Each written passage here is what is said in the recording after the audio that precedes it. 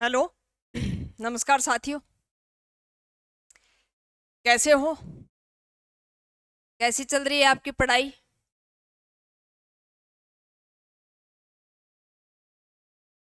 मुझे आशा व पूर्ण उम्मीद है कि आप अपनी पढ़ाई है वो अच्छे तरीके से कर रहे होंगे।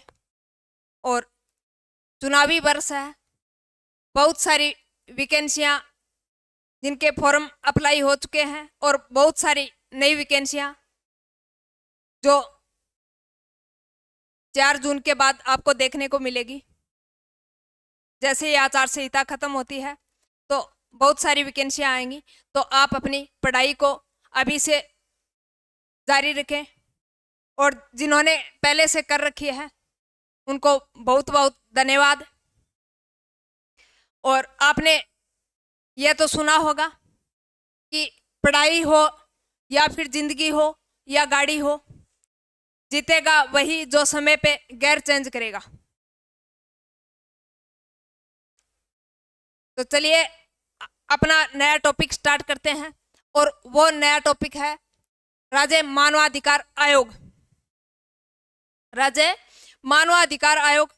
उससे पहले यानी मौलिक अधिकार व मानव अधिकार के बारे में चर्चा कर लेते हैं कि मौलिक अधिकार क्या होते हैं और मानव अधिकार क्या होते हैं, दोनों में क्या डिफरेंस होता है। तो हेडिंग डालेंगे,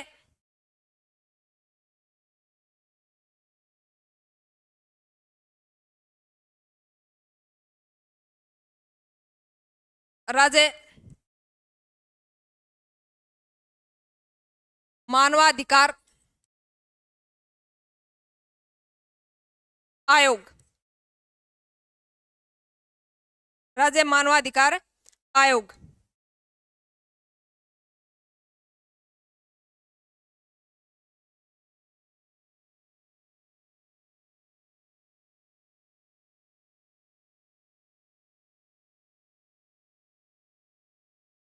राज्य मानवाधिकार आयोग।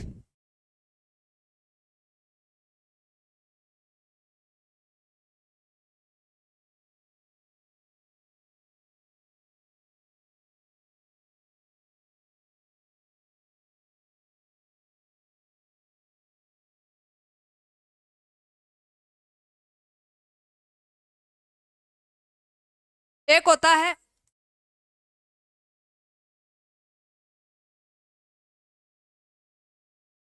मौलिक अधिकार।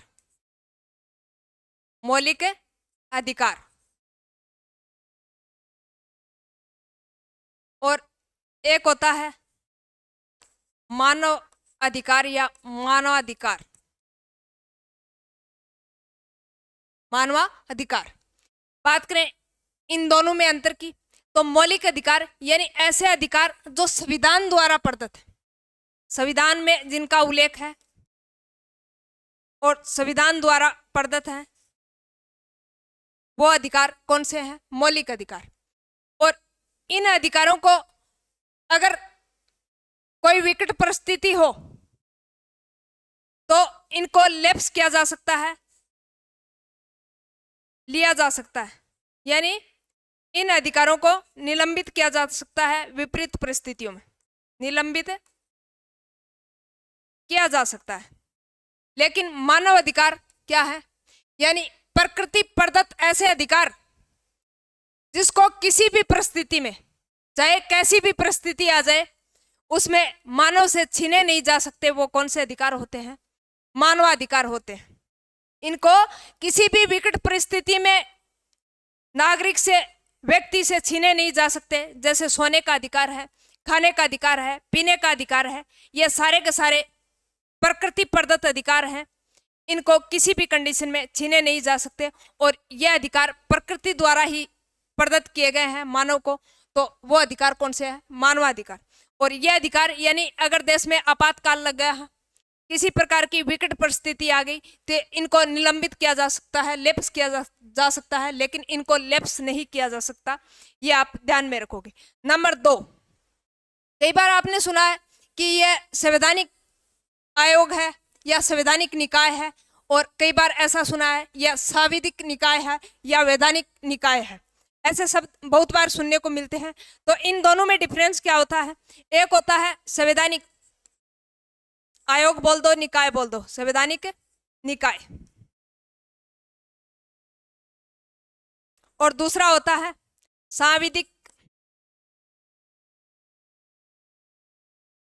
सांविधिक या विधिक। इन दोनों में डिफरेंस की बात करें तो संवैधानिक का मतलब होता है इनका उल्लेख संविधान में है। इनका उल्लेख कहाँ मिलता है? संविधान में। इनका उल्लेख है संविधान में मिलता है। नंबर 2 बात, अनुच्छेद में इनका वर्णन मिलता है।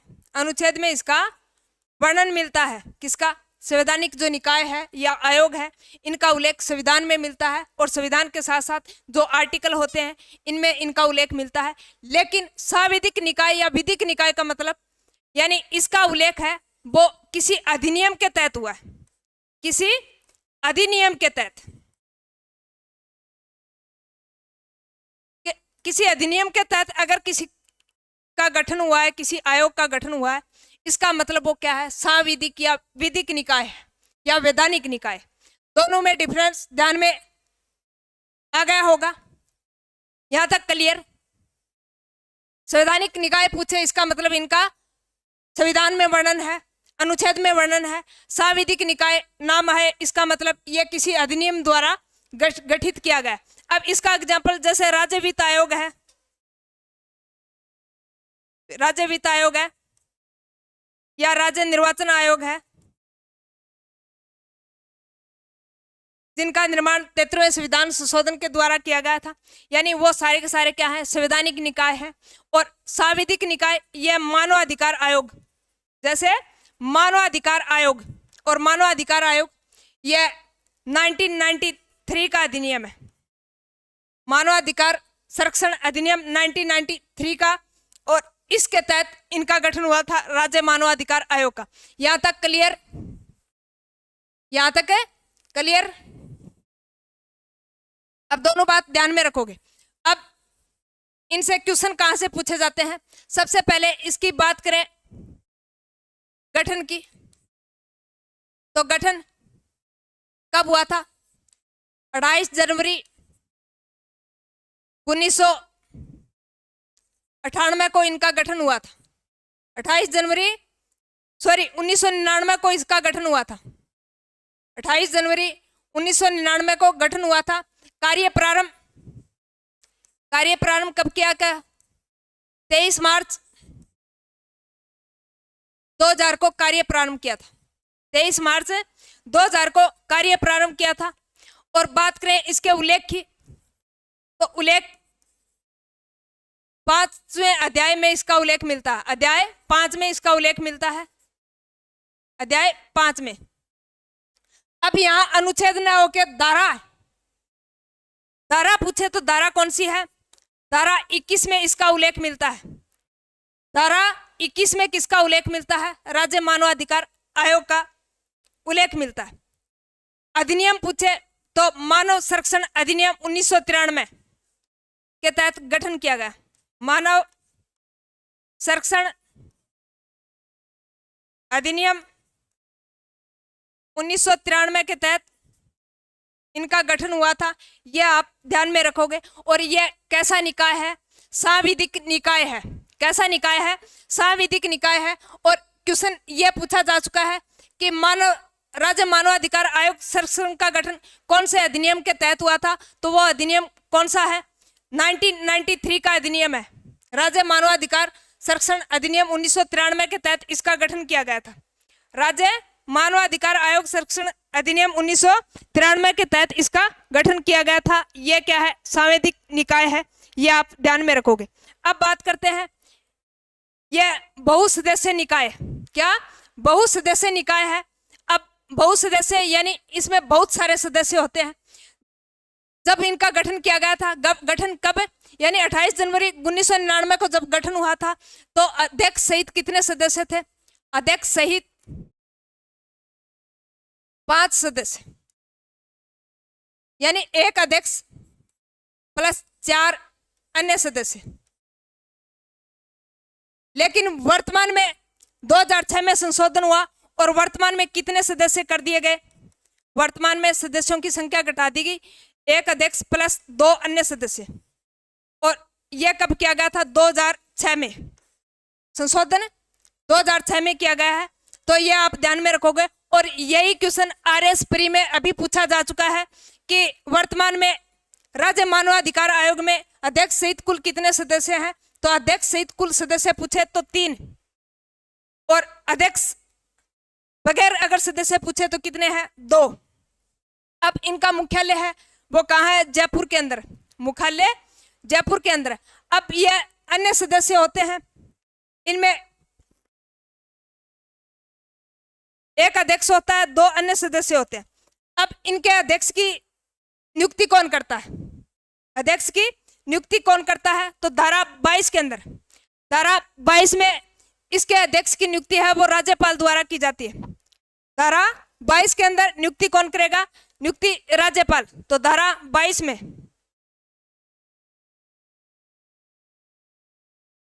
धारा 22 में नियुक्ति कौन करता है? राज्यपाल। और राज्यपाल समिति की सिफारिश पे नियुक्ति करेगा, न कि अपने स्वविवेक से। तो आप ध्यान में क्या रखोगे? यानी राज्यपाल है वो अपने स्वविवेक से नियुक्ति नहीं करता, बल्कि चयन समिति की सिफारिश पे अध्यक्ष की नियुक्ति करता है। और उस चयन समिति में कितने सदस्य होते हैं? चयन समिति के अंदर एक अध्यक्ष होता है, वो कौन होता है? CM। अध्यक्ष होता है वो CM होता है। एक विधानसभा अध्यक्ष होता है, अन्य सदस्यों में विधानसभा अध्यक्ष। नंबर 2, नेता प्रतिपक्ष। जैसे टीकाराम जूली है वर्तमान में, तो वही नेता प्रतिपक्ष। नंबर 3 सदस्य गृह मंत्री, यानी संबंधित राज्य का गृह मंत्री।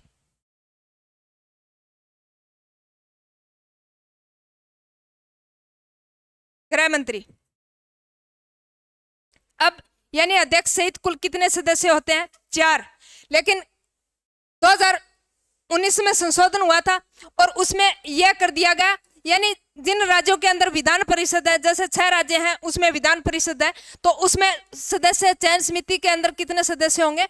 6 सदस्य होंगे। लेकिन राजस्थान में कितने हैं? राजस्थान में 4, क्योंकि यहाँ विधान परिषद नहीं है। आप यह ध्यान में रखोगे अच्छे तरीके से। तो जहाँ पे विधान परिषद नहीं है वहां पे कितने सदस्य होते हैं? 4। और जहाँ पे विधान परिषद है वहां पे कितने सदस्य होते हैं? 6 सदस्य। ये आप ध्यान में रखोगे। तो कितने सदस्य होते हैं? 6 सदस्य। अब त्याग पत्र, तो त्याग पत्र किसको देता है? धारा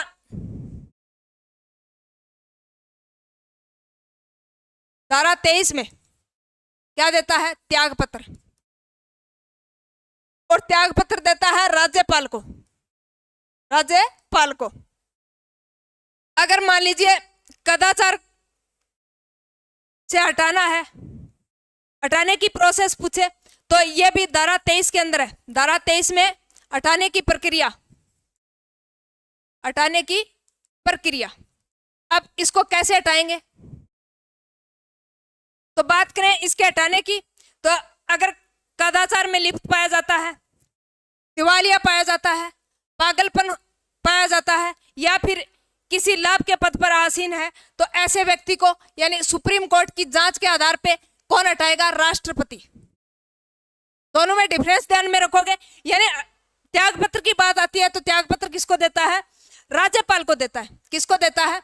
राज्यपाल को देता है। लेकिन अगर हटाने की बात हो, अगर कदाचार में दोषी पाया जाता है, असक्षम पाया जाता है, दिवालिया पाया जाता है, पागलपन पाया जाता है, तो सुप्रीम कोर्ट की समीक्षा के आधार पे, यानी सुप्रीम कोर्ट इसकी जांच करता है और उस जांच के आधार पे इनको हटाया जा सकता है। और फिर हटाने का काम किसका होता है? राष्ट्रपति का होता है। किसका होता है? राष्ट्रपति का होता है। यह बात ध्यान में रखोगे। अब अपन बात करते हैं कि जो इनका अध्यक्ष होता है वो कौन बन सकता है? तो अध्यक्ष यानी पहले इनका अध्यक्ष है वो हाईकोर्ट का मुख्य न्यायाधीश इनका अध्यक्ष बन सकता था। हाईकोर्ट का मुख्य न्यायाधीश इसका अध्यक्ष बन सकता था, लेकिन 2019 में संशोधन कर दिया और उस संशोधन के तहत क्या कर दिया गया, इस संशोधन में यह कह दिया गया कि हाईकोर्ट के मुख्य न्यायाधीश के साथ साथ अन्य न्यायाधीश भी इनका अध्यक्ष बन सकता है। और यह संशोधन हुआ था 2019 में। यह क्वेश्चन भी पूछा जा चुका है, यह क्वेश्चन भी पूछा जा चुका है। कितने सदस्य हैं वर्तमान में, यह क्वेश्चन भी पूछा जा सकता है, जा चुका है। और कौन से अधिनियम के तहत इनका गठन किया गया, यह क्वेश्चन भी बहुत बार पूछा जा चुका है। और प्रथम अध्यक्ष की बात करें तो वो कौन था, कांता भटनागर, और न्यूनतम कार्यकाल भी इसी का था। और सर्वाधिक कार्यकाल पूछे तो एन.के. गोयल, नितेश कुमार गोयल, जिनका सर्वाधिक कार्यकाल रहा। अब बात करते हैं कि यह एक पत्रिका जारी करता है जिसे त्रैमासिक पत्रिका बोलते हैं। और उस पत्रिका का नाम पूछे तो क्या नाम है उसका, मानवाधिकार संदेश, मानवाधिकार संदेश पत्रिका। यह त्रैमासिक पत्रिका जारी करता है जिसका नाम है मानवाधिकार संदेश पत्रिका। अब बात करते हैं इसके कार्य की।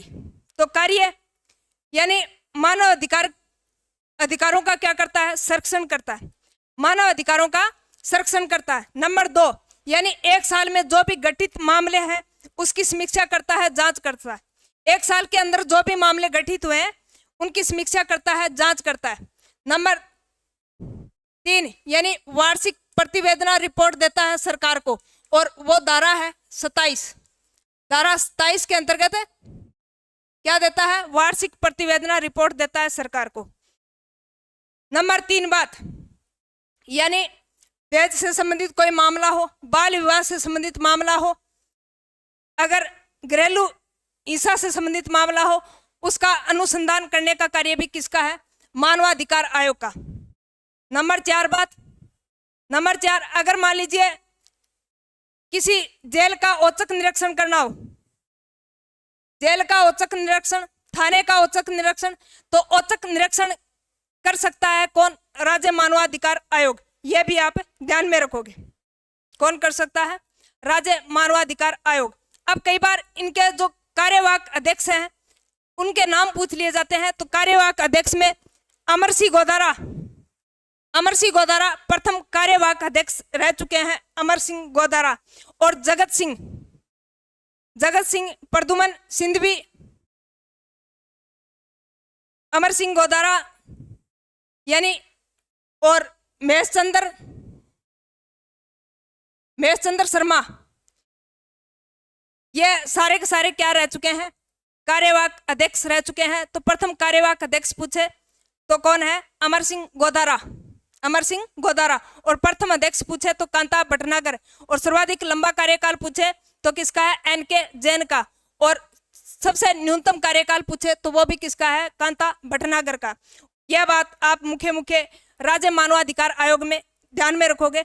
और इनसे क्वेश्चन हर एक लाइन में क्वेश्चन बनता है और पूछा भी जा चुका है। हर एग्जाम में इससे रिलेटेड कोई ना कोई क्वेश्चन आता है, या तो इनके कार्यकाल पूछ लिया जाता है। सॉरी कार्यकाल की बात करते हैं। कार्यकाल यानी जब इनका गठन हुआ था तब इनका कार्यकाल कितना था, गठन के समय इनका कार्यकाल था 5 या 70 वर्ष, जो भी पहले 5 या 70 वर्ष जो भी पहले। लेकिन 2019 के संशोधन के बाद इनका कार्यकाल कितना कर दिया गया, कार्यकाल 3 वर्ष या 70 वर्ष। और यही क्वेश्चन संस्कृत डिपार्टमेंट के एग्जाम में पूछा जा चुका है कि राज्य मानवाधिकार आयोग का कार्यकाल वर्तमान में कितना है, तो 3 या 70 वर्ष जो भी पहले, 3 या 70 वर्ष जो भी पहले, यह किसका कार्यकाल है, वर्तमान राज्य मानवाधिकार आयोग का कार्यकाल है। यह अध्यक्ष का कार्यकाल है, यह आप ध्यान में रखोगे। राज्य मानवाधिकार आयोग के अध्यक्ष का कार्यकाल 3 या 70 वर्ष। और यह संशोधन हुआ था 2019 में। 2019 में गठन के समय कार्यकाल कितना था अध्यक्ष का, तो 5 या 70 वर्ष। यह भी आप ध्यान में रखोगे। और वर्तमान में सदस्य पूछे तो कितने, यानी अध्यक्ष सहित 3 सदस्य, और इसमें एक महिला होना अनिवार्य है, यह आप ध्यान में रखोगे। तो यह बिल्कुल छोटा सा लप्पू सा टॉपिक था, राज्य मानवाधिकार आयोग। और मुझे आशा व उम्मीद है कि आपको अच्छे से समझ में आया होगा। धन्यवाद।